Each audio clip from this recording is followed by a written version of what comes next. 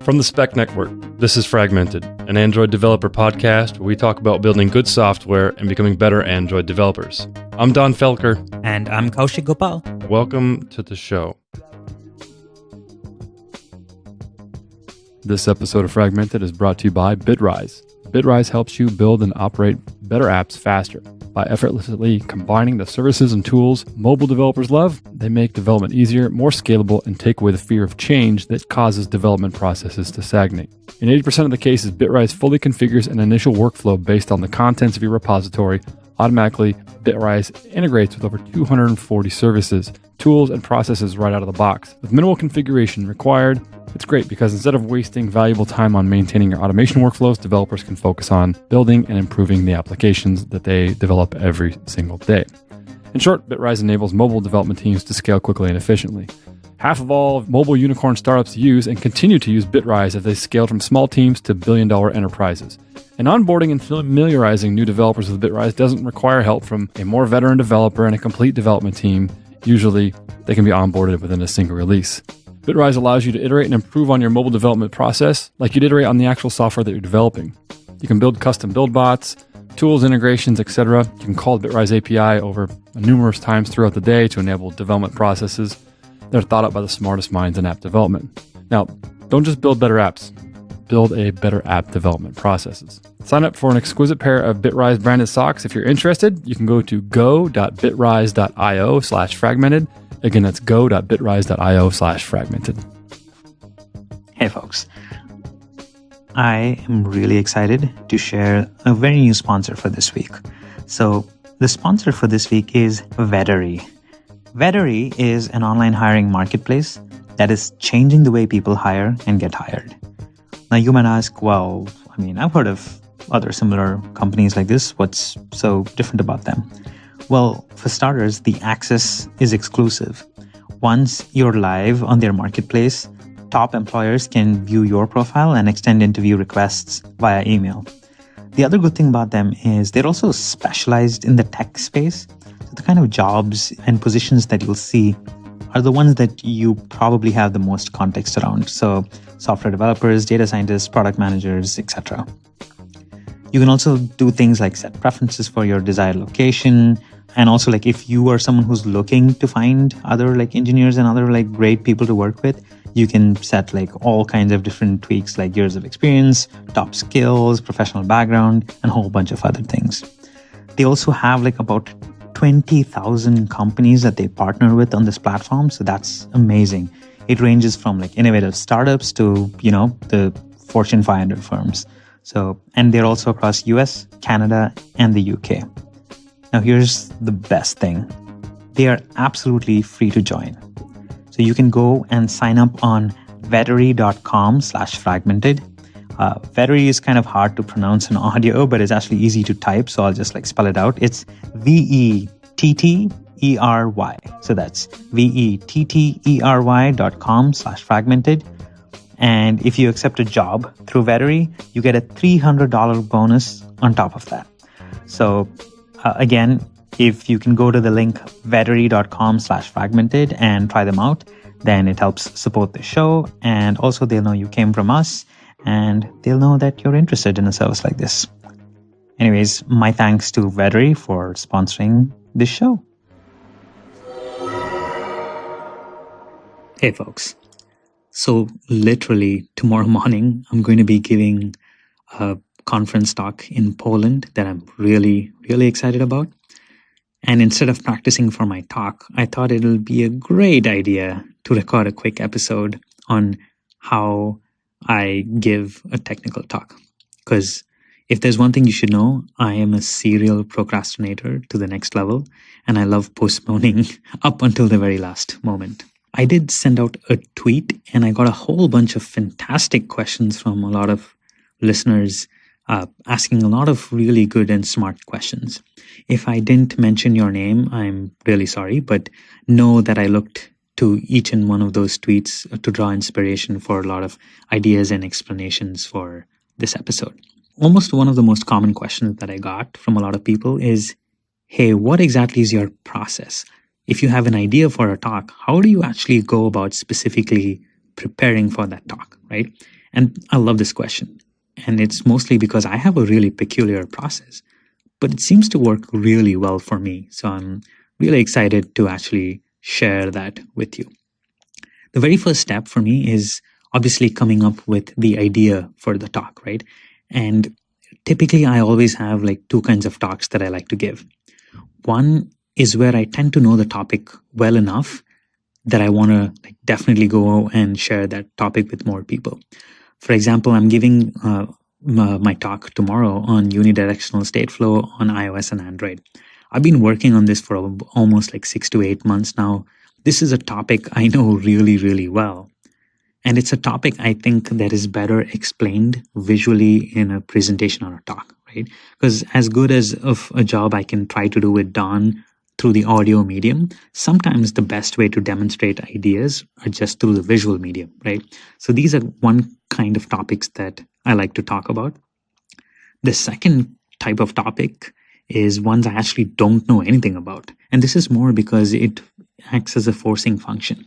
For example, I'm trying to think of a good idea. Oh, at one point of time, I always thought that I would like to give a talk on JNI, like, the Java Native Interface or whatever it stands for, because there aren't too many good resources out there about it. And it seems like something that a lot of people want to know about and that I also don't know anything about. So I would technically like to have given that talk. These days, of course, like with Kotlin and a lot of the other stuff, I've lost a lot of that interest. But that's just like, I'm trying to think of examples of other topics that I don't know anything about that I would like to talk about.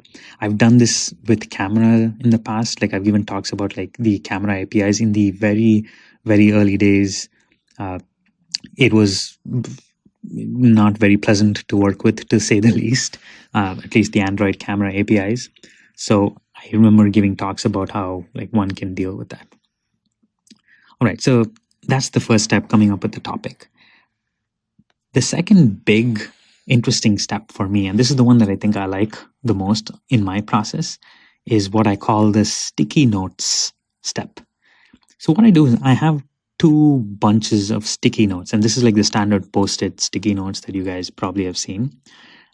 They're usually of two colors. Like the one I did for this talk was like a bunch of yellow Post-it notes and a bunch of green Post-it notes. I will try to share a picture. Hopefully I took a picture of this for this talk. I'll show you the pictures that I took of this Post-it notes collection that I did. And the idea here is I use one color for my primary points. Let me try to explain this better. Say you attend my talk tomorrow and you walk away from the talk. My hope is that there's at least 3 or 4 or hopefully 5 major takeaway points that you go away from this talk with, right? Those, I'll basically put them down in like yellow sticky notes. Those are like the primary points. If, you've had a long conference day and you just attended my talk and you walk away from my talk and you can't remember all the details, but there's just those primary concepts that you want to remember, those are the points that I'll put in yellow Post-it notes because that's the whole presentation depends on that idea being conveyed well, right? For example, in this talk that I'm about to give, there are like a bunch of major points. One of the major points is that I'm trying to make is you can use any architecture pattern you want, right? It doesn't matter that you're using MVC, MVP, MVVM, MVI. What matters more is that you have solid guiding principles. I'm not going to go into the whole details of that talk, but that idea or that point was a very important one for me. So that's one that I put in the Post-it notes. Then obviously like the whole idea of modeling your entire UI as a single function was another important point for this talk. So that's just like an example of like these primary points. Now, I can't just walk up on stage, explain those primary points and then peace out, right? Because that doesn't flow very well. In order for the whole talk to flow in a very pleasant manner, what I have to do then is I have to add a little color and a little context to each of these points. That's when the green Post-it notes come in. And so every time I feel like, oh, I need to bridge these points, I need to move from major point 1 to major point 2, I need something to bridge those gaps. Those, I sort of write those ideas in green post-it notes and I stick them. So if you see visually, what I'm trying to do is create like placeholder for my slides in the form of post-it notes. And I usually put this either like on a wall, I put it up on a wall or on my table, and I let it sit for almost 2 to 3 weeks, right? Because I want to think about this. I might suddenly remember an idea as I'm working through, thinking through this whole presentation that I might have forgotten. I'm like, oh yeah, I remember. I also want to talk about this. This is really important, like the naming conventions for like this like architecture pattern or something like that, where I'm like, oh, I think I need to add these points. There's also like, I'm trying to think of precise examples. Another good one is this idea that I came up with where I felt that view state and just generic state gets confused a lot. And I wanted to make that a little clear. So then I added like another sticky note explaining that idea. So it's over time, as you start to think about the topic more, you'll get better ideas. Like if you're in the shower and you start to like think about this more, you'll start to get better ideas. I keep writing those on post-it notes and then sticking them in this, right? And also you might think about the same point, but have a better mechanism of conveying this. So in those cases, I even scribble on top of the post-it notes behind and on top of that post-it notes with a lot of like information that I'd like to convey in the presentation. So that's basically like the first major step, is like to come up with my sticky notes step.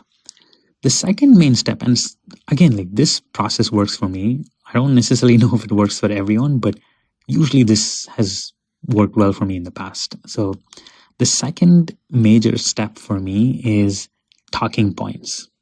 So what I is coming up with this file called talking points. I'll explain it a little better. So literally what I do is, now that I have these post-it notes, I'll try to almost literally write the entire talk in words to myself. So I'll open up a markdown file or like, a basic text file, and I'll look at these post-it notes and I'll literally try to write the presentation from top to bottom as though I was giving it, right? And the reason I do this and why it's so valuable for me is because conceptually, just looking at those post-it notes, things might make sense. But when I'm actually writing it fully, like in terms of prose, a lot of the gaps start to surface where I was like, wait, that doesn't exactly make sense. And, or like, well, I can add that point, but it doesn't bridge it as well as I thought it would. So running through this whole process is like very valuable. So I literally call it talking_points.md, which stands for markdown. And I store this in like my Dropbox folder with like where I start to store all my Keynote files. And if you folks are interested, I can actually send you some of these drafts that I did for this talk. It's funny to see like the initial stages and how the presentation ends up looking in the end. So I do that once, right? And that itself is very informative to me. So I do that. I think about the topic more. I give it a day or two.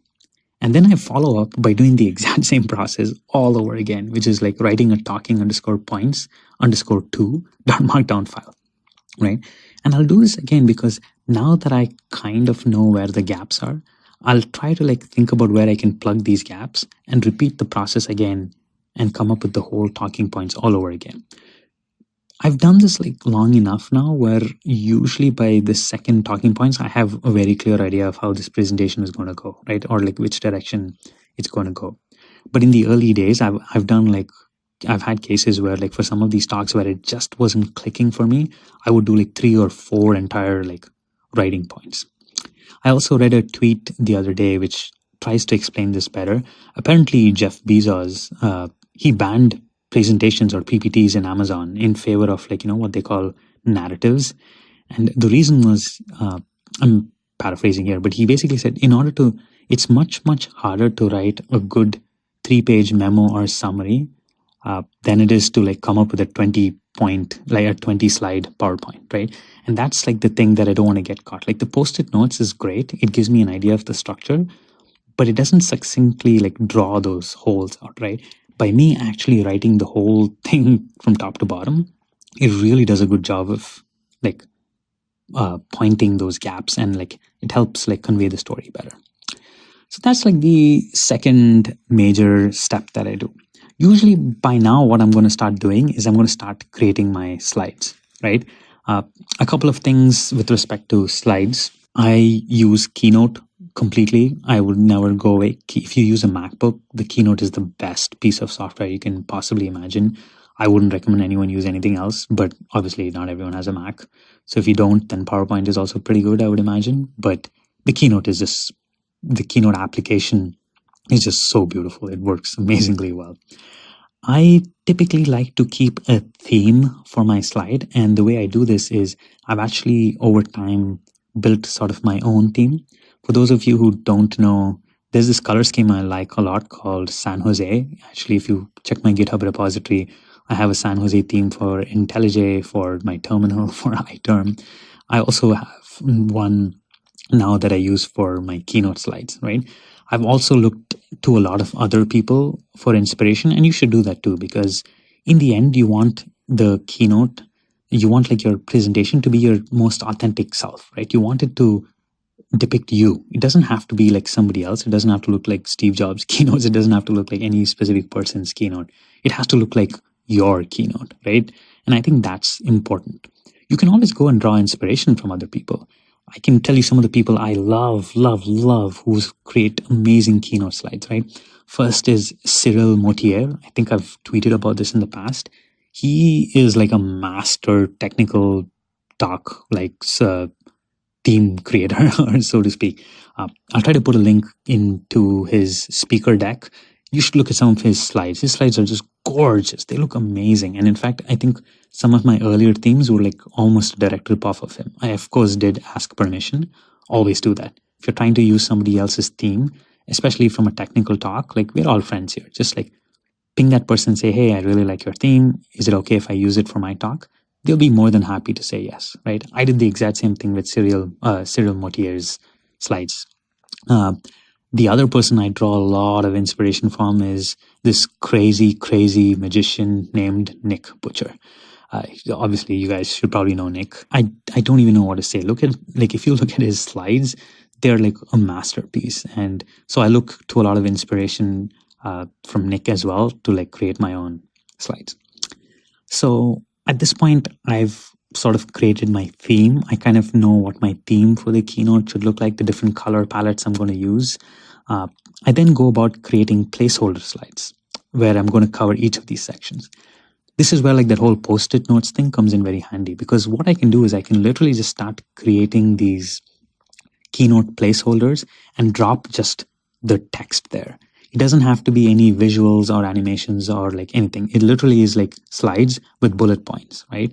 And the advantage of doing this is because now I want to actually start visualizing these things, right? That in combination with my presentation theme is where things start to get interesting. So at this point, I basically add those bullet points, and now and then where I have a very solid idea about what a slide should look like, I'll start to add visuals, I'll start to add like diagrams. I still don't do any of the animations or anything, because here's the thing, at least this is the lesson that I've learned from before. Animations take a long time. And like, even specifics like changing the color of like certain text, the font colors, the opacity, showing code that moves and slides from one way to another. All of that takes a lot of time to do, right? But all of that is polish. That you want to do at the very, very end. There have been times where I worked like literally for a week on a set of slides. And in the final days, I realized that was just too wordy, right? And I needed to cut off that whole section. So that whole week of work completely gone like to being useless. So what I try to do is the final polish and like the theme and like not the theme, but like the final, like the colors of the text, the animations, the positions where each of the text and like code and visual diagrams are located. I leave that right till the very end. Okay, so that is with respect to Keynote. Oh, actually, yes, this is the other point that I wanted to make. Magic move. If you used Keynote, you don't have to actually animate a lot of objects, right?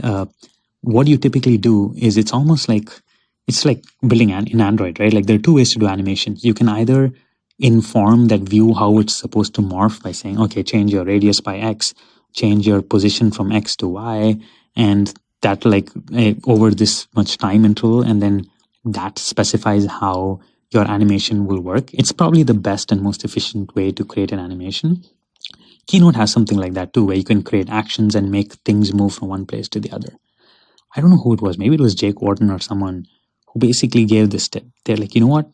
For the most part, that level of detail for animations don't matter at all. Instead, what you should do, you can still get really high quality animations. All you have to do is, there's the other form of animating things where you're literally giving a PNG image of what the new state will look like, and you just play these PNGs one after the other. I use the same approach with my slides.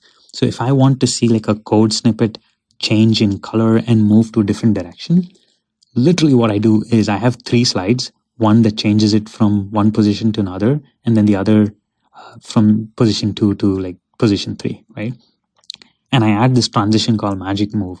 And if you play these one after the other, to the user, it'll look like they're on the same slide, but that same thing is morphing really nicely, and it looks like you've animated it really beautifully. So if that doesn't make too much sense, or you folks haven't used Keynote that much, let me know and I'll try to see if I can find a better way to explain that. But that's like a huge time saver, because then you can just try to visualize the end state of what your presentation should look like, and then just like blow through those pretty quickly. Another common question that came up in the tweets is, how do you handle code? Now, we're all giving technical talks, so code is like obviously something that people are coming to see, and you have to do a good job of displaying the code. I'll give a couple of high-level pointers. There's one thing. I default to at least greater than or equal to 22 point size. Now, you might think that's pretty big, but I think that's like very crucial, right? If I can make it even bigger, I usually try to make it as big as possible. I think the smallest I ever use is 18 points. And even when I use 18 point size, it's more like I'm trying to give you an overview of the code. If I have something that's displayed at 18 point size, I don't expect like the audience to ever sort of read every single line of that code. It's almost like, oh, this is an overview of what the code looks like. The important stuff, you got to blow up the font size as much as you can, because eventually that's what makes it really easy for the audience to sort of like understand and read what's in your code, right? You might say, well, that's kind of crazy. How do you show content or code at all, right? If it is at the size, if it's blown up to the size of like 30 or 40, right? There are a couple of tactics that I use. One is try to make it as brief as possible. Like, with code, how sometimes you can be overly declarative. You can add the type for every single like variable that you declare. I don't do any of that. Like, I try to make it as brief as possible.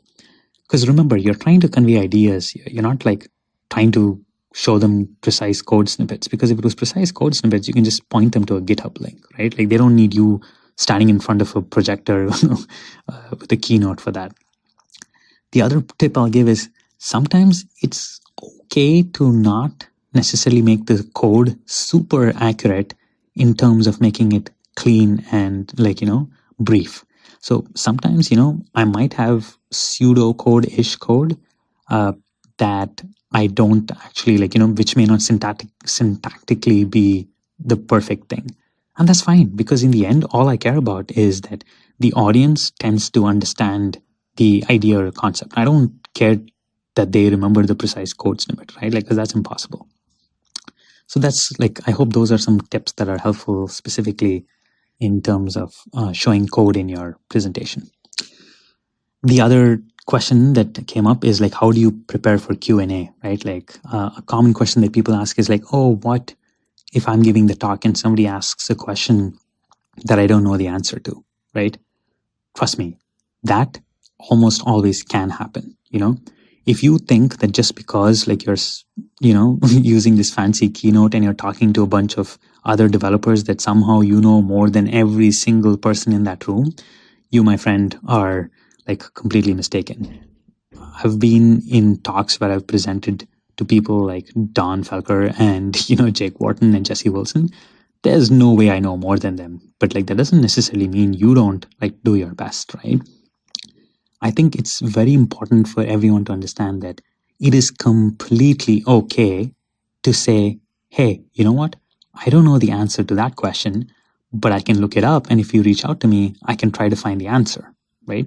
And that's completely fine. Most people don't expect you to know the answer right away. They're just looking for help in that direction as you do, right? And because you've spent so much time on the topic, they think that you probably have run into this problem. But if you're not run into this problem, it's completely okay to say that, hey, I haven't, and I'll look into it. And if I get ideas, I'll let you know. I do this all the time. There are times where I was no, I don't really know the answer. A common thing that happens also sometimes in Q&A is if you can't hear the listener really well, you should immediately tell them hey, I don't completely understand what you're saying. Let's take it after the presentation, right? Because if throughout that whole Q&A time, typically you only get around 5 minutes for Q&A, right? If you only manage to answer one question because you can barely understand the question, it is not worth the time. So this is also something that you gain with experience. If you start to realize that the person asking the question is taking a lot of time to explain the question, or they explain it once and you don't get it, and you're going back and forth just trying to understand the question, just short circuit that thing, right? Just tell them, hey, I'm really sorry. I don't think I can understand your question right now, but I'm going to be hanging around the conference or around the talk for some time. Come and find me and I'll try to answer your question. Again, totally normal and totally acceptable thing to do. The last thing I'd like to talk about with Q&A that I found super useful in my personal experience is I like to do this thing called a guided Q&A. So, how sometimes when you feel you can't cover every single topic, because, as crazy as it sounds, 40 minutes is not a long time. Most talks are around 45 minutes.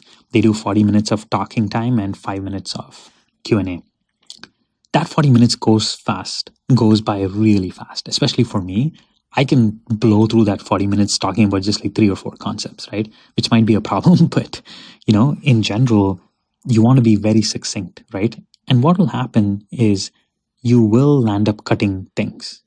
So what I like to do sometimes is if I've cut out certain topics that I didn't get a chance to cover in my talk, I'll throw in a quick snippet in this guided Q&A. So this guided Q&A is a set of prepared questions that I come up with that I put in a slide and I basically show it to people. So it has a very good advantage because sometimes people are shy or they're oh, I don't really know what question to ask. If I throw up a bunch of questions and say, hey, pick any one of these questions and I'll be more than happy to answer them. Because if it's a question that you thought about during the talk that you didn't get a chance to ask, now's the perfect time, right? This gives the benefit of helping people remember, in case there was something that they've forgotten. It gives you the advantage where you can talk about this thing that you cut out from your main point. And lastly, it also gets the audience warmed up, right? Sometimes people just shy, they don't feel like asking questions, but once people start to ask questions, it sort of builds that momentum and then people can ask more questions. So that's just one thing I wanted to throw in with guided Q&A. All right. So I've been going on for some time, but the last important question that I really wanted to make sure that I cover was how do you time your talk?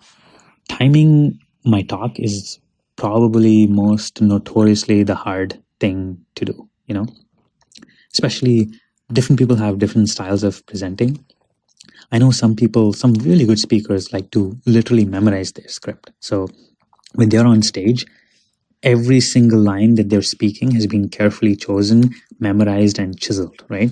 I have the utmost respect for these people, but that's not necessarily my style because for me, what happens is if I have a horrible memory, right? So if I'm trying to recite every single line from something that I've memorized, invariably I know I'm going to forget. And if I forget, I'm going to get nervous. And if I get nervous, I'm going to bomb the talk, right? So because of this, typically what I do is I really understand, like I mentioned with my previous steps, this talking points and then my practice sessions, having gone through that multiple times, I really have a good sense of what the content that I want to speak. And because I've practiced this enough, I usually wing it on stage. So when you see me giving a conference talk, the words that I'm using are the words that just came to me in that moment of time, right? And I know this isn't typically like the style that most people like use, or like maybe some people do. It's a style that works for me.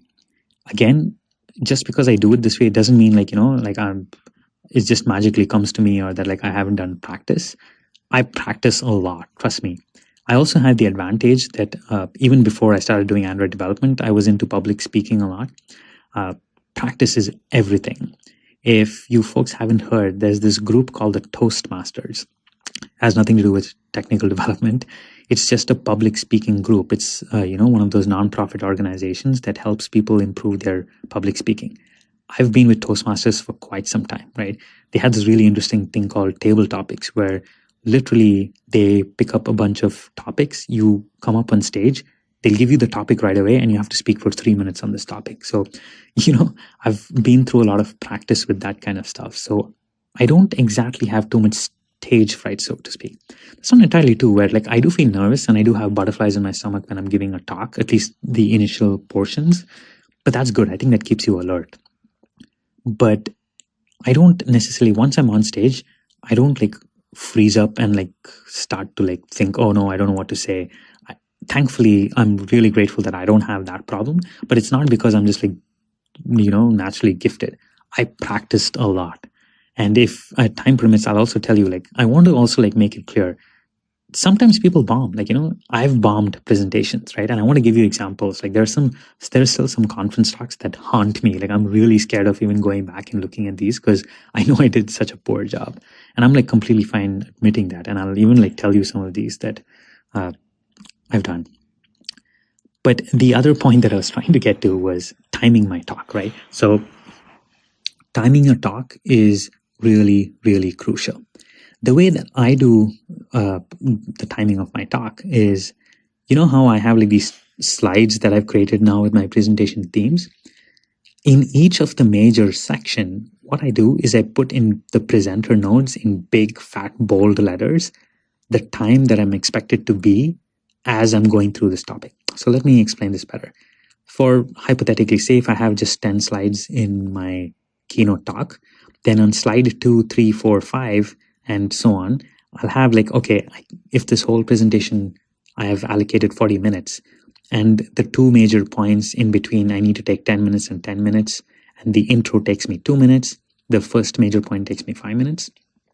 Then what I do is on the intro slide, because the whole introduction is supposed to take 2 minutes, after I'm done with that, on the slide that starts the new section, I basically put the timer number that I'm expected to see.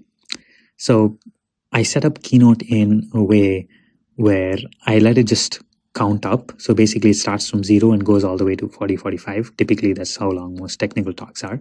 So if I'm on like, if I finished my introduction and I'm on the first major point, then I should technically see, if my introduction takes 2 minutes, I should see 200, right? This is super helpful because, again, sometimes what happens is when I'm going through certain points, if I get a little carried away and I feel I can explain something better and I'm winging it on stage, I want to make sure that I don't like completely take up all my time, right? So in strategic sections of my keynote slide, I'll basically put a timer. And this tells me like, hey, if I'm above the timer by a certain limit, I need to speed up, right? I need to like start pushing concepts a little faster. Or on the other hand, if I've also gone too fast, then I know I need to slow down. So then I'll take my time with a lot of like these slides. And I know this sounds a little weird, but it actually works really, really well, right? So what I do is with my slides, I add these timestamps, and I practice my whole presentation once. Usually the first time is disastrous, right? So I think I should be in minute 4. I'll end up being in minute like 10 or 12, right? And already there I know like, okay, something has got to give. But this is really crucial because the other major point that you have to realize is sometimes you don't have to explain things in that much detail, right? Like I have that problem. I'll take a concept and I'll try the best way to explain it to someone and I'll end up taking 10 or 15 minutes. That just won't cut it in a technical talk because you don't have the luxury of time, right? So this almost keeps you in check. And the first time I do my whole like timing the talk thing and I have these timestamps and I walk through the whole thing, it lands up being disastrous for me because I have to like tweak all kinds of things, right? Then I go back and I start to think, okay, what is the most, like, what are my yellow post-its, right? That's where I need to be spending the most time in explaining those concepts. So what I do then is I apportion that time, and then like the parts where I don't need to spend that much time, I brutally just like kill the time on those slides, right? I either remove a lot of slides, or like, I just like forget concepts. I'm like, you know what, this isn't that important. I'm not even going to talk about this in the talk. This process is again why I was telling you it doesn't make sense to polish your slides so importantly, because this, and if you remember, this is like almost at the end where I'm timing my talk, right? So at this stage, I really try to get my timing perfect. I've practiced enough now where like if I do this whole process about 3 times, like from top to bottom, like 40 minutes, 40 minutes, 40 minutes, or however long it takes, I tend to get a better idea of how long my talk is going to take and how I can section these things. So I go back, I change the timestamps, I make sure I adjust. Sometimes it might also be where I feel a point is really important and I really need to spend the time, that I can't afford to not spend time. Then what I'll try to do is take time from other slides and shorten those slides and add it to this slide, right? So that whole process of rinse and repeat works out really well.